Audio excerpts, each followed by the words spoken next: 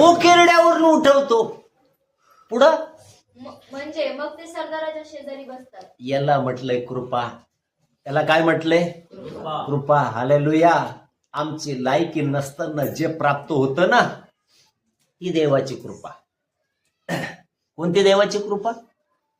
आमची पात्रता नसताना जे प्राप्त आम्हाला होतं ना, ती देवाची काय आहे? कृपा आहे. या जीवनामध्ये मनुष्य तारण प्राप्त करण्यासाठी समर्थ आहे का? नाही.